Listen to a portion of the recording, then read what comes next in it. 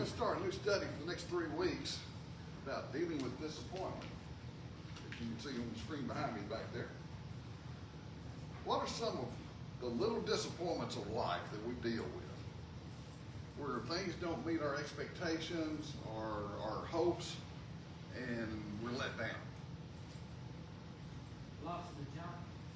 Loss of a job's a big one. That's not a little disappointment. That's a big one. Right now I'm talking about just those little aggravating things.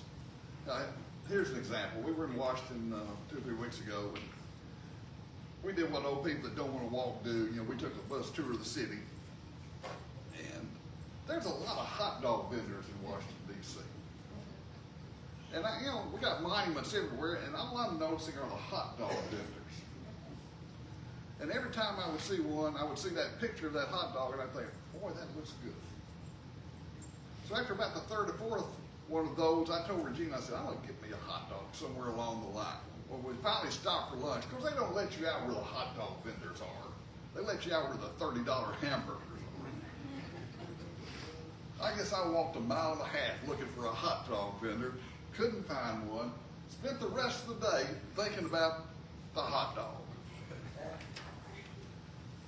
We get off the bus, we're in front of the National Archives, so we go in there, we look around, we come out, and there's a whole line of food trucks. And one of them is a hot dog truck. So I go up there and I order the combo. Sit out on the steps. It wasn't anything like the picture at all. I took about 3 bites of that hot dog and I said, this isn't that good. I was disappointed. Now, is that the kind of thing that's going to ruin my life? Although here it is 3 weeks later and I'm still talking about it. But one of life's little disappointments. What are some others? Lawnmower that won't start. You get out there to start the lawnmower. You've waited as long as you could possibly wait. Every neighbor has mowed the yard. That's what I like to do. I like to be the last one in the neighborhood to mow the yard. Get on the lawnmower, turn the key, and there's a nothing. For some reason, the lawnmower won't start. It's aggravating. What else? Step on the scales and it doesn't say.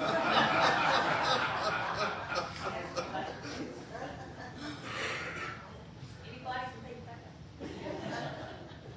You had nothing but celery the day before. And you step on the scales knowing that now that moment has arrived and it goes the other direction. Your team doesn't win. Ray, you ever disappointed when your team, because I know you're a big sports guy, ever disappointed when your team doesn't win? All the time. I know you are. You're up here talking about it all the time. Yeah, I've learned to live with a lot of it. Anything else? Well, a small example would be I've been waiting to play golf all week, then it rained it out. Okay. Not that I've done it lately. Yeah. We're in a major drought. You know, everybody's looking for rain. Ray's disappointed because it rains. Okay. Absolutely. Bad haircuts, any number of things that just aggravate us. What about when you're disappointed with God? And that's what we're going to spend the next 3 weeks talking about. Bible characters who are disappointed with their God. We're going to talk about 3 for the next 3 weeks. Each one of them reacted in a different way. But the one thing they have in common is what we all have in common is we're disappointed. And it doesn't make any difference if you're a Christian or a non-Christian. At some point, you're going to be upset. You're going to be disappointed with something.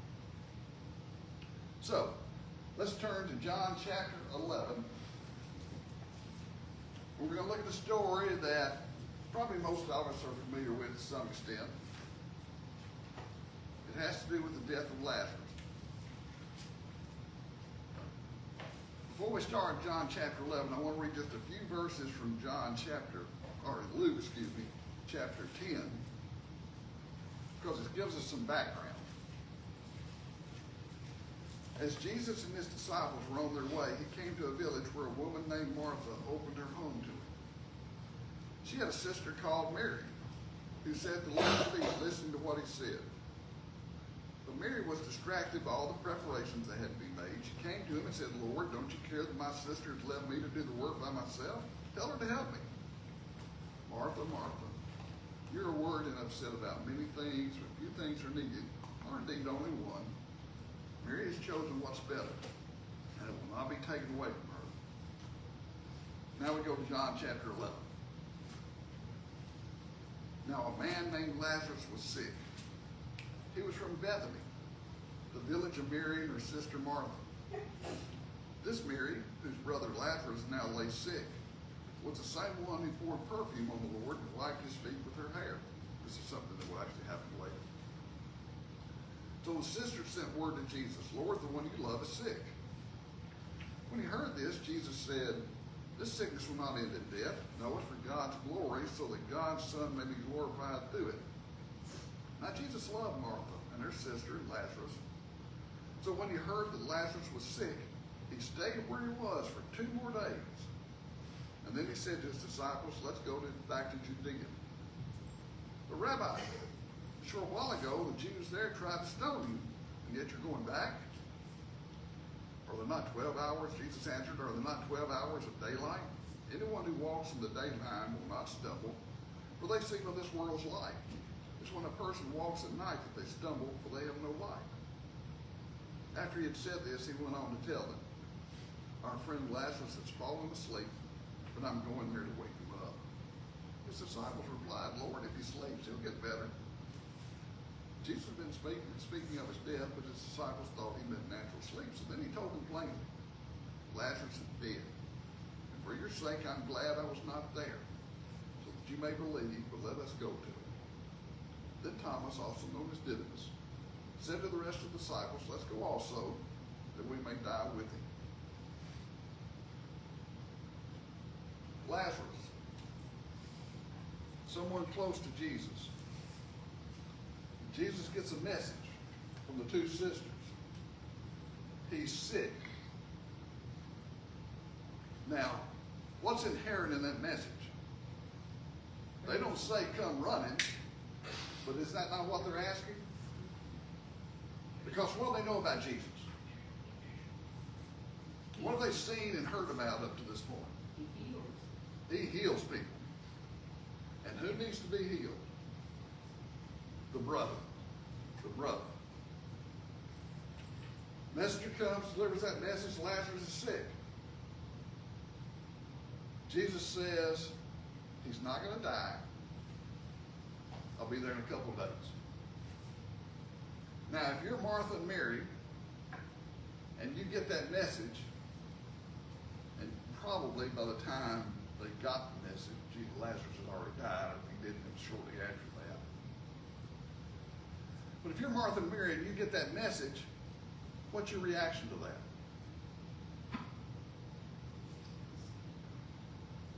You ever had to go to the emergency room for anything, or go with anybody to the emergency room? You get to the emergency room and they say, doctor will be with you in a couple of days. How long are you going to stay at that hospital?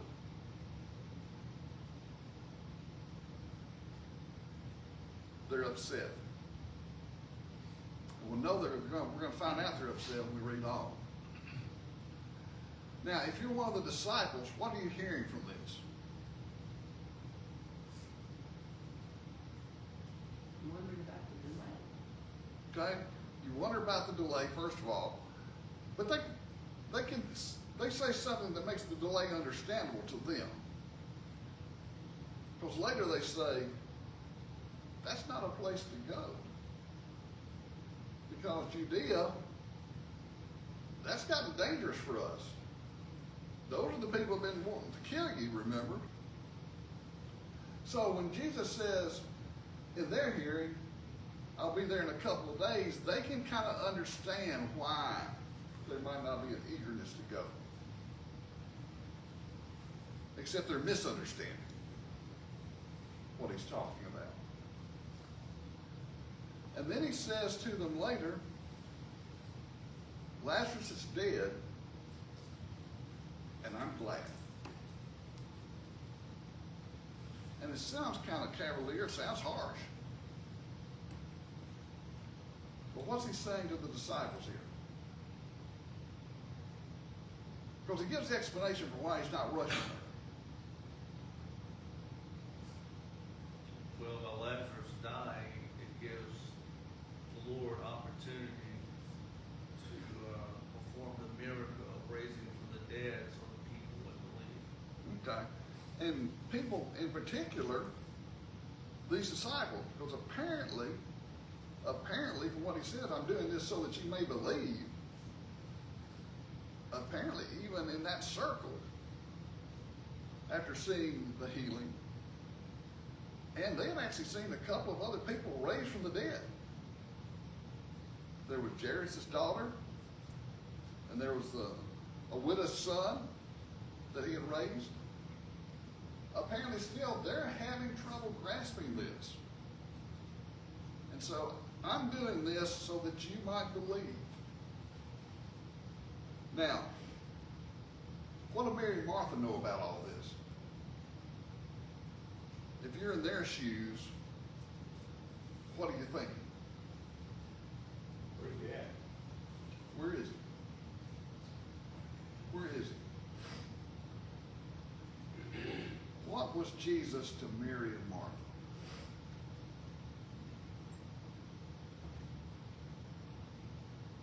They're going to each address him as Lord, but Their hope that he could come and heal.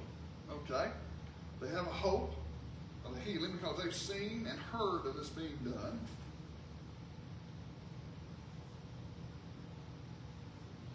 It must have been great friends, you know. He's a friend. He's a friend. So they're not only asking the Messiah to come, they're asking their friend to come. And the friends let them down. I think it's even more than a hope, because they both say, basically, if you'd been here, he would have died. Martha's pretty emphatic about it when she said it. And we'll read that in just a second, because she said, I know that even now, after all this, you can still do it. They seem to have, maybe, in some ways, they seem to have more of a belief than some of the disciples do. But they're friends. And their friend has let them down. And if you've ever been let down by a friend, and I suspect a lot of you have, it stings. It's different when you're disappointed with the hot dog than it is when the friends let you down. And we see what a friend we have in Jesus, and I suspect that Martha and Mary were not singing that song. Well, it hadn't been written yet, for one thing, but the other thing is, they weren't feeling that. Well, let's read on. Picking up verse 17. On his arrival, Jesus found that Lazarus had already been in the tomb for 4 days. Now Bethany was less than 2 miles from Jerusalem, and many Jews had come to Martha and Mary to comfort them in the loss of their brother. When Martha heard that Jesus was coming, she went out to meet him, but Mary stayed at home. Lord, Martha said to Mary, if you had been here, my brother would not have died. But I know that even now God would give you whatever you ask. Jesus said to her, your brother will rise again. Martha answered, I know he will rise again in the resurrection of the last day. Jesus said to her, I'm the resurrection of the life. The one who believes in me will live even though they die. Whoever lives by believing in me will never die. Do you believe this? Yes, Lord. I believe that you are the Messiah, the Son of God, who is to come into the world. By the time Jesus gets there, Lazarus has been dead for a while. He's been in the tomb for how long? 4 days. 4 days. And that's significant, not so much, and not to me when I first read it until I started looking at some commentaries, because I didn't know this. But there was a belief among the Jews, and it had started out years before as a very limited belief among the sect, but it's very widely believed among certain of the Jews, especially Pharisees, during this period of time, that when a person died, their soul remained nearby for a period of 3 days. And after 3 days, like for 3 days, there's a possibility this person's not really dead or will come back. But after the third day, there is no hope of that. And whether Martha and Mary actually believed that or not, they were aware of that. So after 4 days, there is no hope. There is no hope at all. And that may have been one of the reasons Jesus deliberately delayed it for the period of time that he did. He had raised 2 other people, but each of those had been raised just very shortly before they, or very shortly after they died, and certainly before they were entombed, before they were buried. So this is a much different situation. This person's been dead for a while. The mourning's still going on. It'll go on for a while in Jewish culture. And they're surrounded by people that have come to them. Ironically, the one person they wanted to come hadn't showed up. All these other people had. But finally he comes. And who reacts first? Which of the sisters? Martha. And what's Martha do?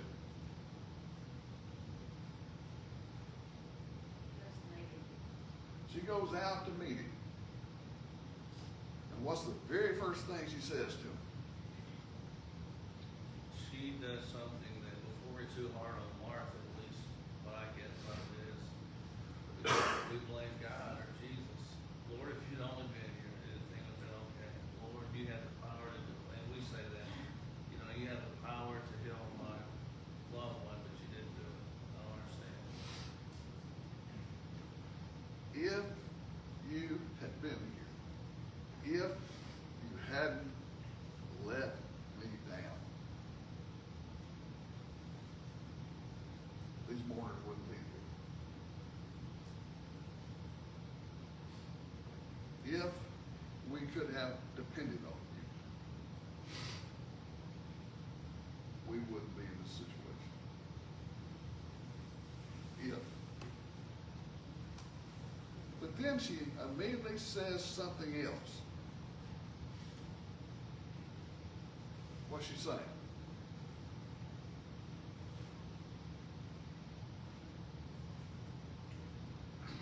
But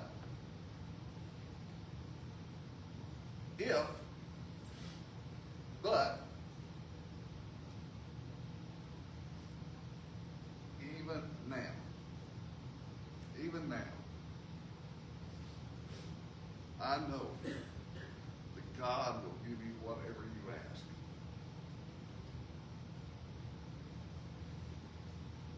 What's she saying? There's several ways you can view this. She has faith that he can still bring it back. She may very well be saying that even now I know that after 4 days and what everybody says can't be done, you can do it. She may be saying that. Any other way of looking at it?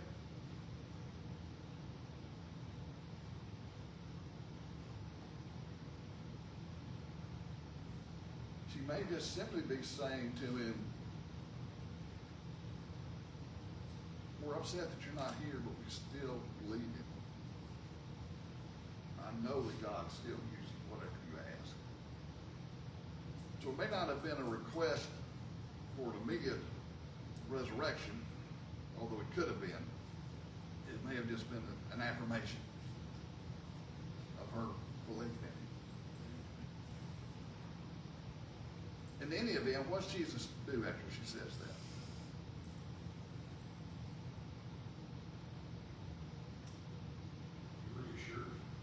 He reassures her, okay?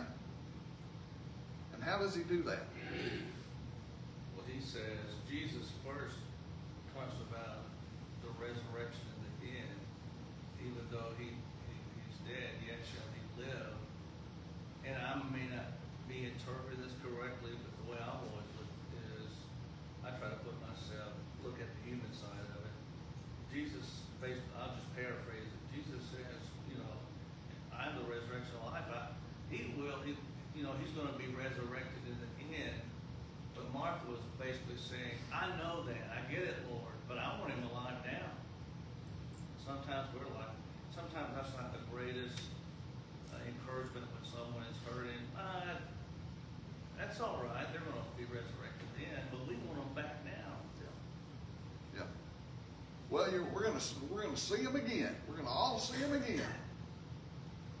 Yeah, sometimes that's not the most comforting of things, is it? No. Your brother will rise again. I know he's gonna rise time of the resurrection. Which shows Martha's belief in Jesus and what he's taught, and her understanding of that. But there's some despair in that, isn't there? I know he's going to rise again. Someday. But then Jesus delivers a little mini sermon. I'm the resurrection of the life.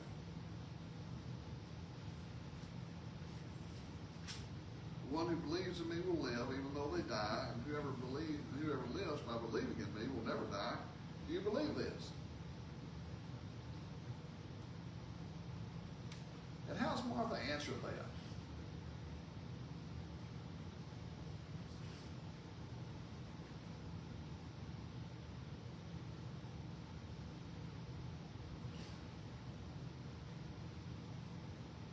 She says, yes, Lord, but then what's she say right after that? Always believe. I'm sorry? She always believes that you're the Messiah. I believe that you're the Messiah, the Son of God, who's to come into the world. She doesn't really answer the question directly. Do you believe that even though they die, they'll live? And whoever lives by believing in me will never die. She doesn't really answer that directly. What she says is, yes, Lord, I believe that you're the Messiah. I believe you're the one that's sent. She doesn't really directly answer that question. Now, in her mind, was she answering about what she said? Maybe so. But it is a little curious that she doesn't immediately completely affirm what he's just asked. But in any event, now it's time to bring the other sister in. So picking up in verse 28. After she had said this, she went back and called her sister Mary aside. The teacher's here and is asking for you. When Mary heard this, she got up quickly and went to him. Now Jesus had not yet entered the village, but was still at the place where Mary had met him. When the Jews who had been with Mary in the house, covering her, noticed how quickly she got up and went out, they followed her, supposing she was going to the tomb to mourn there. When Jesus reached the place where Mary was, or when Mary reached the place where Jesus was, and saw him, she fell at his feet and said, Lord, if you had been here, my brother would not have died. When Jesus saw her weeping, and the Jews who had come along with her also weeping, he was deeply moved in spirit and troubled. Where have you laid him? Come and see, Lord. Jesus wept. And then the Jews said, see how he loved him. But some of them said, could not he who opened the eyes of the blind man have kept this man from dying?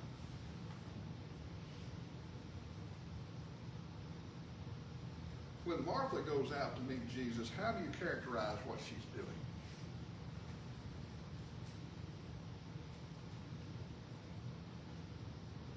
Is she angry? Is she playing the role of the hostess as she did in those first verses that we read back in Luke? Is she legitimately just glad to see her friend there, even if the friend's only there to comfort her? Have you ever gone to visit somebody in the hospital, or maybe a visitation, nursing home, or at the funeral home, and maybe you didn't want to go, but you did?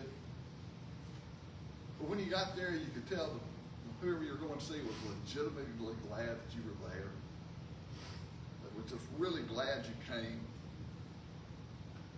I mean, there are people that, if they come up to me in any moment, it may be nice to see them, but it ain't the greatest thing that's ever happened to me. There are other people, if they show up at certain times, it means an awful lot to me. I tend to think that's how Jesus falls into, what category Jesus falls into in this situation. That when Mary, who's accustomed to kind of taking charge, goes out, she goes out because she's legitimately glad to see her friend. But she says to him, Lord, if you had just come a little earlier, it would have been better. It would have all been all right. It's interesting to me that when Martha goes to Mary to say he's here, how does she do that?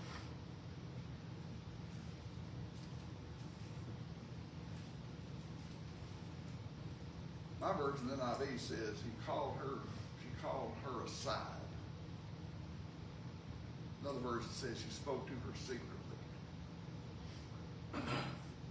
She didn't want the other people to hear it. Why do you think that was? And there's more than one possible explanation, but why do you think that was? There was time just for you. Okay. It was private time. Didn't need to involve this crowd. Okay? Any other reason?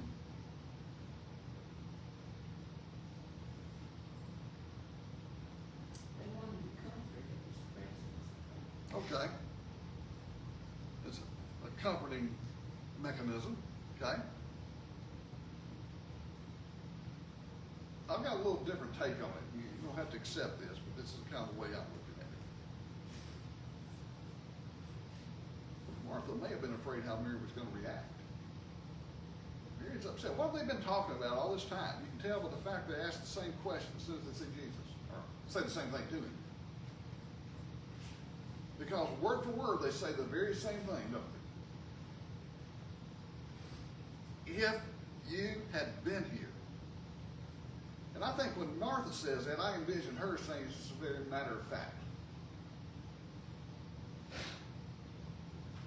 But when Mary says it, what does she do immediately? She's crying the whole time. What does she do? Heals his feet. She drops to his feet. Now, there's a lot of examples of people dropping to their feet in front of Jesus. And why do some of them do it? Worship. It's worship. It's begging sometimes.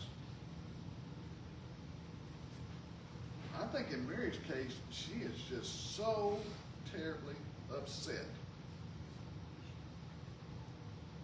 She's upset that her brothers died, but she's also upset with Jesus because she's blaming him. They've obviously talked about this, these two sisters have. And she's hurt. Her friend, a person that she thought she could count on, saw her as such a low priority, he wouldn't even get up and come when he was asked. And she was hurt. Now again, that's my take. Doesn't have to be yours by any means at all, but that's kind of how I see this unfolding. Brady, you gonna say something? Well, I'm just thinking, I totally agree with your take say and agree that, as you stated, that we can see Martha doing that, blaming the Lord. That's somewhat a character of Mary. But I tell people all the time this: don't ever judge somebody by the way they respond to disappointment and grief, because we're going to say and do things when we are hurt or disappointed that's out of character that we never would say or do. So don't judge people when they say or do something out of character they're hurting. Unless you're teaching Bible class, then you can judge everybody. Absolutely. Why do you think we do it? Well, there's a Mother Teresa quote I ran across when I was reading. She said in a very low time of her life, this is the prayer she prayed. She said, God, if this is how you treat your friends, it's no wonder you just don't have that many. And that sounds a little harsh, but chances are we can understand that. Les? I think it's very interesting there that Jesus wept because he knew he was going to raise Lazarus. He knew Lazarus died. He knew it was all part of the plan, and yet he wept. Why did he weep? He wept because he had hurt Mary so deeply. And that was part of it was part of the consequences of having to fulfill the plan that God had laid out, but yet Mary still was hurt, Okay. and that hurt him. All right. And I haven't actually thought about it exactly from that perspective, but I like that. I think that fits. Jesus handles Mary differently. What's he do with Martha when Martha says, if you've been here, and even now, what's he do? He uses it as a teaching moment. He delivers a little sermon. Mary doesn't get a sermon. Mary gets a tear. Now, commentators and all made a point of this, and I'm not sure if it's really of any great significance, but they say that the Greek word used for Jesus crying here is different from the Greek word that was used on Mary and other people. That Mary and the mourners were more sobbing and wailing, and Jesus was more shedding a tear. I don't know if that's really a distinction. I think commentators approach it from the standpoint of this means Jesus never lost control. Well, I think if Jesus even had been sobbing and wailing, doesn't necessarily mean he would have lost control. It's upset, it's sad. It makes him relatable in that situation. But instead of delivering the sermon, he sheds a tear, and then what happens?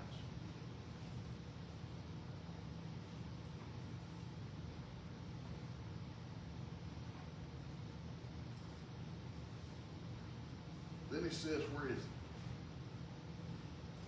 Where is he? Now the crowd, they're whispering. They're whispering the question that everybody's had in their mind. Some of them finally verbalized. If he raised or if he healed people, why couldn't he have healed this man? They're all talking about it. Jesus gets to the tomb. Martha makes the point again about it's been 4 days. And Jesus says, come out. And what happens? The mummy emerges. Wrapped up just like we've seen a mummy on TV movies or similar to that maybe. Ray's giving me the shake of the head like that's not right. No, not at all. I'm just thinking of something. And Lazarus is raised. Now, what lessons in the 5 minutes we've got here, what lessons can we get from what went on with Martha and Mary here? What do you see here? What we wish for sometimes and we pray for, and what he's gonna do is two different things.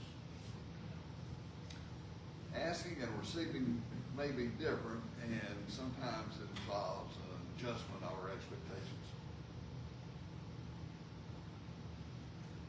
Which is hard to do, isn't it? Especially when you're praying deeply and sincerely, and when we're going through Job, that's when Harriet was just diagnosed, and I was having kind of a hard time, and I told you, I was praying for Harriet to be healed right then. I was praying hard for Harriet to be healed right then. And guess what? Harriet wasn't healed right then.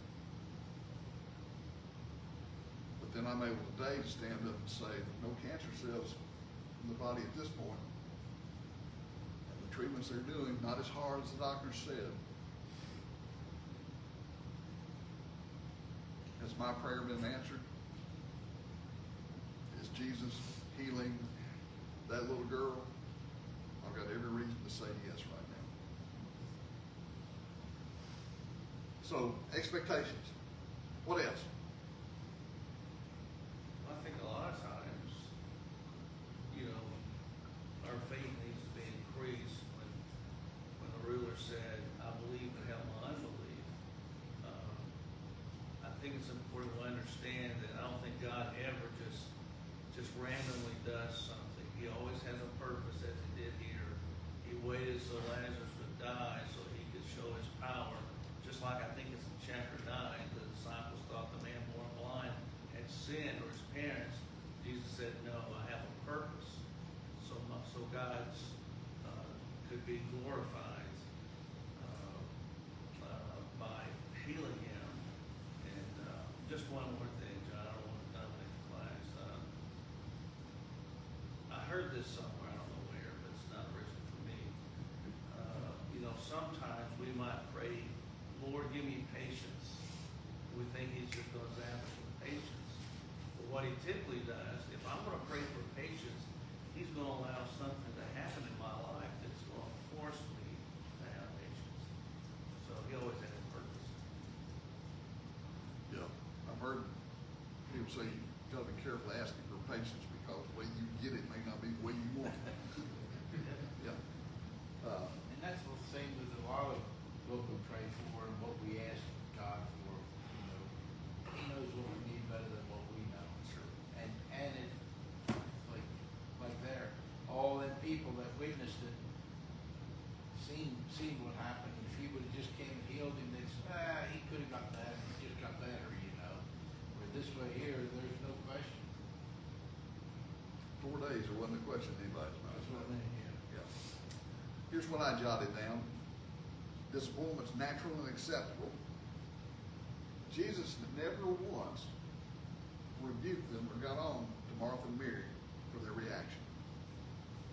He just listened. He may deliver that little mini sermon to Martha, but he listened. God knows more about me than I know about myself. Jesus knew that Martha and Mary deeply believed him.